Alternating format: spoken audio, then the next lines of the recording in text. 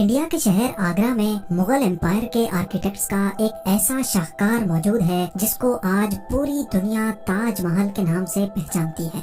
42 एकड़ पर फैला दूर से ही चमकता हुआ ये मकबरा जहां अपने अंदर खूबसूरती के बागीचे सजाए हुए हैं, वहीं इसके ऊपर गम और उदासी के कई बादल अभी तक मंडला रहे हैं। लगभग 400 साल पहले बनाई जाने वाली ये खूबसूरत बिल्डिंग जहां अपने दौर की सबसे बड़ी और सबसे शानदार बिल्डिंग हुआ करती थी, वहीं आज इसको दुनिया का 7वां अजूबा भी माना जाता है। इस आलीशान स्ट्रक्चर को बनाने में 20,000 मजदूरों ने दिन रात खून पसीना बहाया, और वो भी 1 या 2 सालों तक नहीं बल्कि पूरे 22 सालों तक। अगर आज के दौर में इसकी कीमत का अंदाजा लगाया जाए तो संगे मरमर का ये अनमोल मकबरा हैरत अंगेज तौर पे $1 बिलियन यानी 7,500 करोड़ रुपयों से भी ज्यादा महंगा है, क्योंकि इस बिल्डिंग में मुगल आर्किटेक्ट्स ने अपने हुनर की कई ऐसी निशानियां छोड़ी थी जिनकी दुनिया के टॉप इंजीनियर्स भी आज तक तारीफ करते हैं।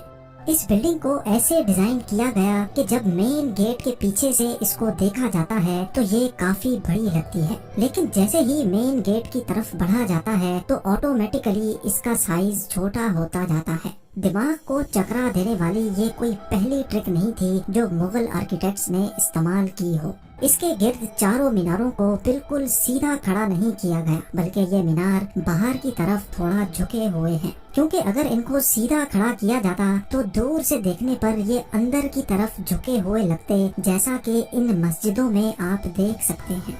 इन मीनारों को बाहर की तरफ झुकाने का एक और रीजन भी था, और वो ये था कि खतरनाक अर्थक्वेक की सूरत में अगर ये मीनार गिरे भी तो ये बाहर की तरफ गिरकर ताजमहल पर एक आंच भी ना आने दे। लेकिन आखिर माजरा क्या था कि इसको बनाने वाले किसी सूरत में इस पर एक खराश भी बर्दाश्त नहीं कर सकते थे।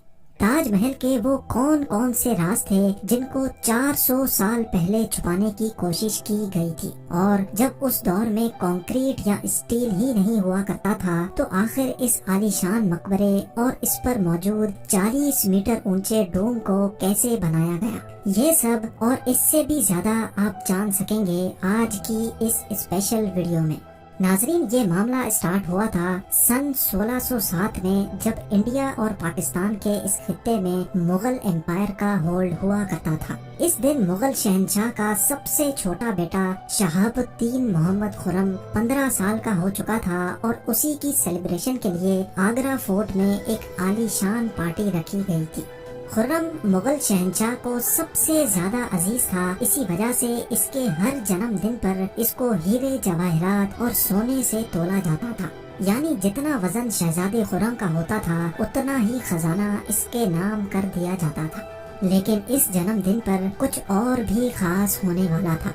मुगल शहंशाह ने शहजादे खुर्रम की शादी अपने एक वकील की बेटी के साथ कर दी, जिसको मुमताज महल के नाम से जाना जाता है। मुमताज और खुर्रम को पहले दिन ही एक दूसरे से बेइंतहा मोहब्बत हो चुकी थी, और उस वक्त ये किसी को भी मालूम नहीं था कि इस मोहब्बत का बोलबाला हमेशा के लिए रहने वाला है।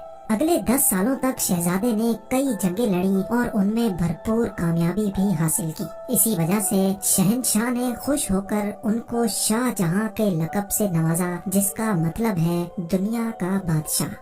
शाहजहां की टोटल 6 बीवियां थीं जो आगरा फोर्ट के हरम में ही रहती थी। इन 6 में से शाहजहां सबसे ज्यादा मोहब्बत मुमताज से करते थे, और यही वजह थी कि उनका ज्यादातर वक्त मुमताज महल के साथ ही गुजरता था।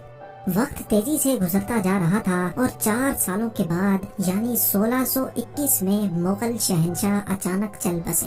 शाहजहां जो पहले ही मुगल एम्पायर में खासा फेमस हो चुका था और जो शहंशाह का चहीता बेटा भी था, 1628 में यानी बाप की मौत के 7 सालों बाद उसने शहंशाह की गद्दी संभाल ली।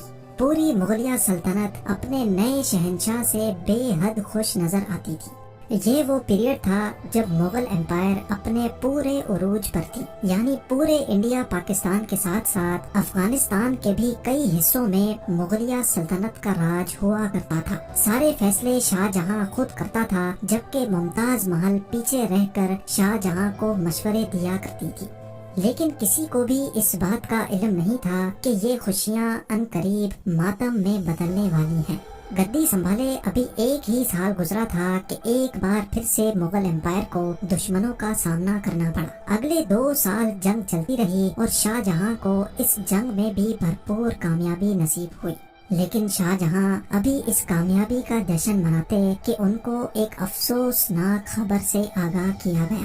ممتاز محل جو کہ شاہ جہاں کے 14ویں بچے کو جنم دے رہی تھی، اس کی حالت بگڑ گئی اور 17 جون سن 1631 کو وہ نہ چاہتے ہوئے بھی اس دنیا سے چل بسی۔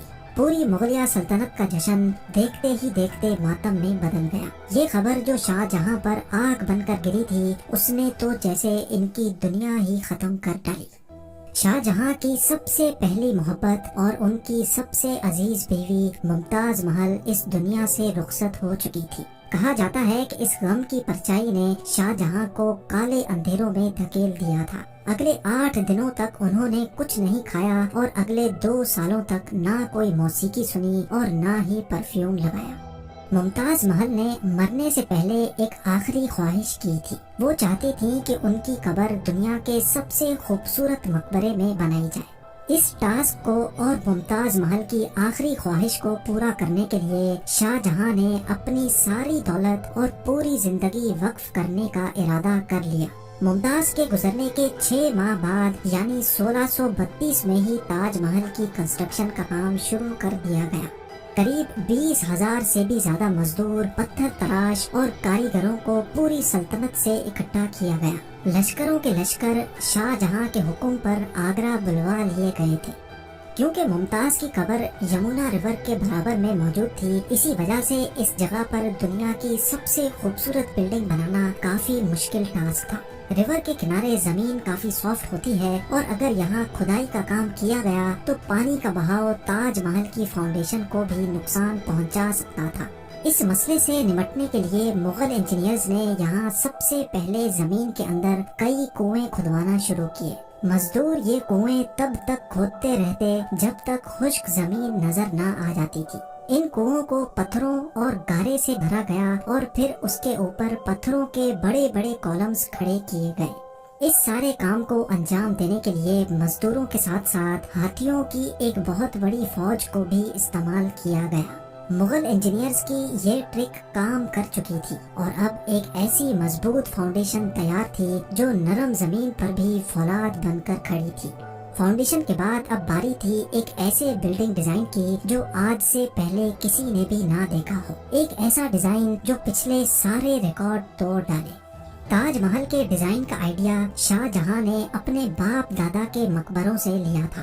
باپ کے مقبرے سے میناروں کا آئیڈیا لیا گیا، دادا کے مقبرے سے بلڈنگ کور کا آئیڈیا لیا اور اپنے انکل کے مقبرے سے ڈوم کا آئیڈیا لیا تھا۔ اور جب ان سب کو کمبائن کیا گیا تو ایک شاندار اور عالی شان ڈیزائن ابھر کر سامنے آیا۔ بلڈنگ کے اسٹرکچر کو بنانے کے لیے لاکھوں نہیں کروڑوں اینٹیں موقع پر ہی بیک کی گئیں۔ یہ سب اتنا آسان نہیں تھا اور اس میں لا تعداد پیسے بھی بہائے جا رہے تھے۔ ہر گزرتے دن شاہی خزانہ تیزی سے خالی ہوتا جا رہا تھا، لیکن شاہ جہاں کو کسی چیز کی پرواہ نہیں تھی، بس ان کو یہ کام ہر قیمت پر کمپلیٹ کرنا تھا۔ کہا جاتا ہے کہ تاج محل کی کنسٹرکشن میں اتنے زیادہ لوگ لگائے گئے تھے کہ ان کی وجہ سے آس پاس کے علاقوں میں کھانا پینا ختم ہو گیا تھا۔ 20,000 مزدوروں اور کاریگروں کی ڈیمانڈ پوری کرنے کے لیے شاہ جہاں نے آس پاس کے تمام علاقوں سے اناج آگرہ منگا لیا تھا۔ کئی سالوں کی محنت کے بعد بلڈنگ کا اسٹرکچر کمپلیٹ ہو چکا تھا اور اب باری تھی اس کو سنگ مرمر سے سجانے کی۔ یہ سنگ مرمر آگرہ سے 400 کلومیٹر دور راجستھان سے منگایا جانا تھا، کیونکہ یہاں کا مکرانہ ماربل آج تک دنیا کا فائنسٹ ماربل مانا جاتا ہے۔ شاہ جہاں نے تاج محل کے لیے پورا مکرانہ ماربل ریزرو کر لیا تھا، یعنی جب تک تاج محل کی ڈیمانڈ پوری نہیں ہو پائے گی تب تک کسی کو بھی یہ ماربل خریدنے کی اجازت نہیں تھی۔ 1000 ہاتھیوں کی مدد سے ہزاروں ٹن وزنی ماربل راجستھان سے آگرہ منگایا گیا۔ ताज महल का ये खूबसूरत डोम इतना बड़ा है कि इसका अंदाजा सिर्फ आंखों से देखकर ही लगाया जा सकता है।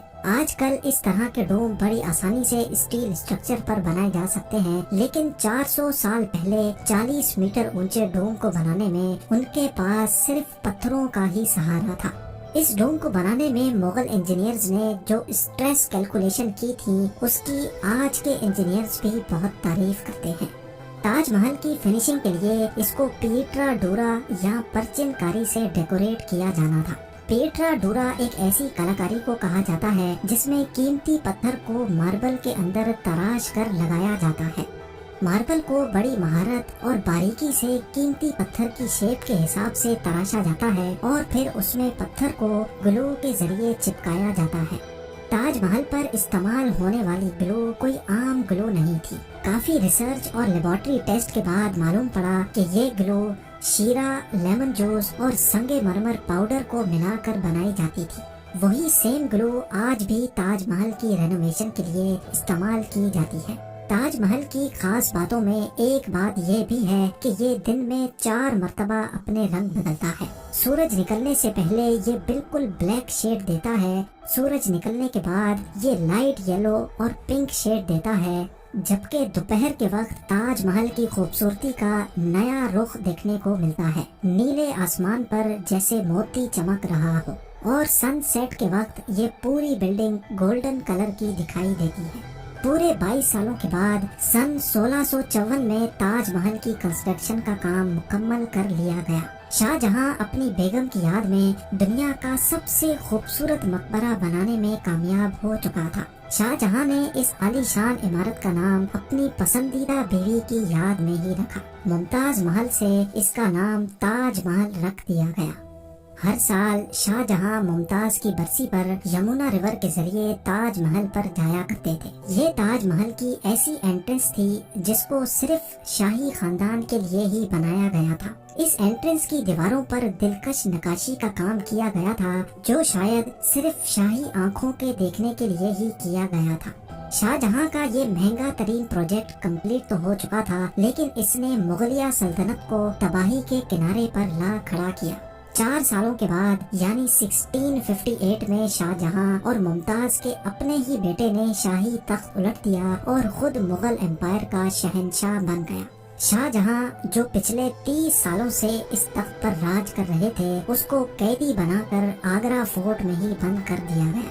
सिर्फ एक फैसिलिटी ऐसी थी जो शाहजहां को दी गई, और वो ये थी कि जिस कमरे में उसको बंद किया गया था, उसकी खिड़की से वो ताजमहल को देख सकते थे।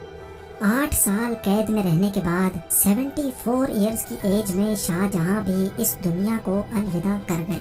शाहजहां का अब मुमताज से दोबारा मिलने का वक्त आ चुका था और उनको ताजमहल में ही दफन कर दिया गया। उम्मीद है और शेयर करेंगे। आप लोगों के प्यार भरे कमेंट्स का बेहद शुक्रिया। मिलते हैं अगली शानदार वीडियो में।